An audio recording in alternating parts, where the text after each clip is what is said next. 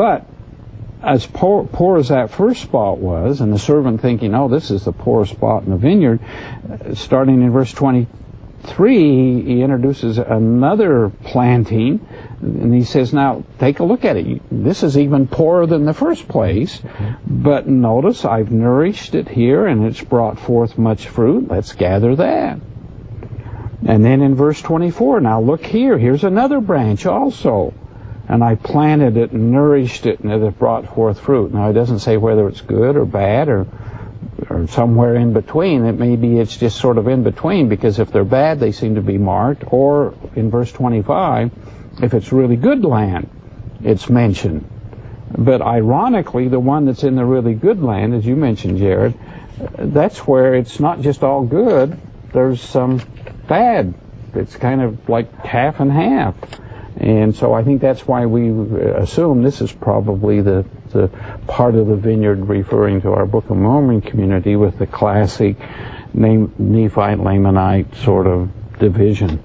With respect to some of these other transplantings, I think it might be interesting to note that there's evidence in our own biblical account of some of these Israelites who have been scattered elsewhere and are bringing forth good fruit. There are wonderful stories, for example, with the book of Daniel or with Ezekiel of those who are of the house of Israel, but they are not living in the Holy Land, but rather in Babylon or other places, but they are doing well, and they are bringing forth good fruit. So not being able to, at least to my satisfaction, identify now which one of these is which group of Israel. It's interesting, we do have basically four major groups of Israel that scatter over the ages. The first that were to scatter were what we call the lost tribes, or the 10 tribes, but actually even preceding them in the years before, the Assyrians had started to take many inhabitants of the northern kingdom of Israel and distribute them throughout her Assyrian empire. And then as Israel was destroyed, 722, 721, why then there was that mass group they took and resettled. They didn't like living in Assyria. They fled northward and become what we call the lost 10 tribes. But we need to remember the Assyrians also brought others into the homeland. They intermarried with those that remained behind, and those we call the Samaritans. And there were some in the north that as Assyria was attacking, they fled southward. Hezekiah had to build new villages and towns to inhabit all these northern Israelite refugees. And that's probably where Lehi and Ishmael and their families, because they're from the northern tribes, but they're living in the southern kingdom near Jerusalem a century later. And so that's the first group. And then the next group would be, of course, the community we're studying here in our discussion, the Book of Mormon community, both the Lehite community, and unbeknownst to them at this time, there's actually another group of Jewish refugees in this land that they haven't yet met up with, that we'll get to in a later discussion session. And then there were the Jews themselves. We talked about going to Babylon, Daniel, Ezekiel, and others that are there. And then from these groups, they start to scatter all over the world.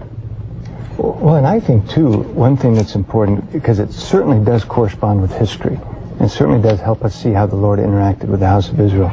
But if I can go back for just a little bit, in Jacob 4:17, it says, "And now, my beloved, how is it possible that these, after having rejected the sure foundation, can ever build upon it, that it may become the head of their corner?"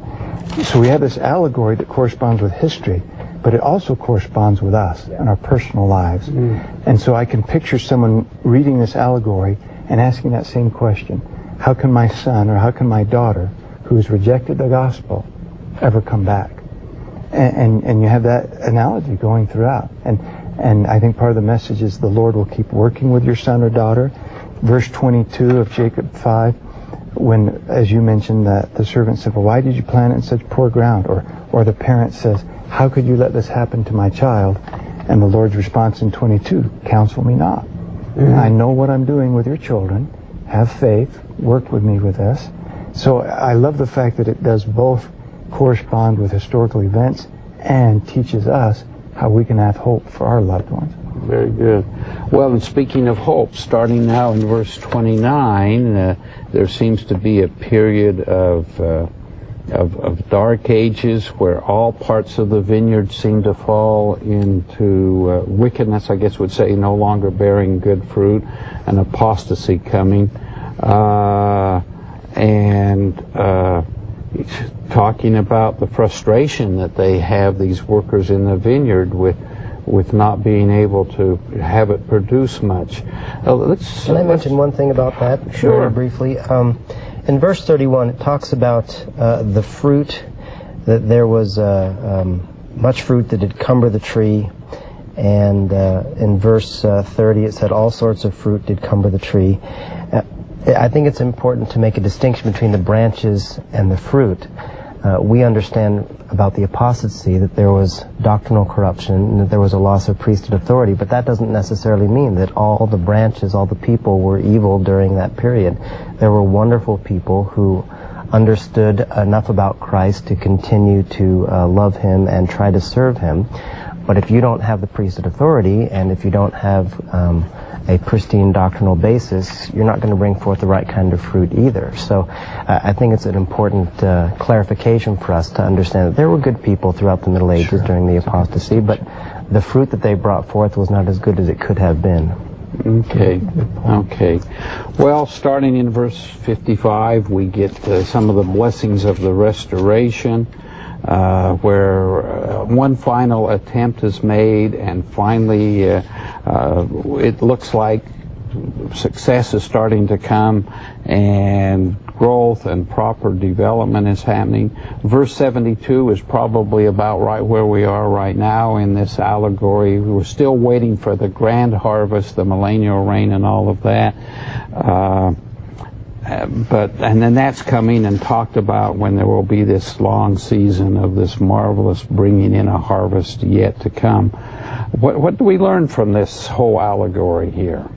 Well, I kind of like in chapter 6, right after when Jacob starts talking about this, verse 4, he talks about how merciful is our God unto us, for he remembereth the house of Israel, both roots and branches, and he stretches forth his hands unto them all the day long.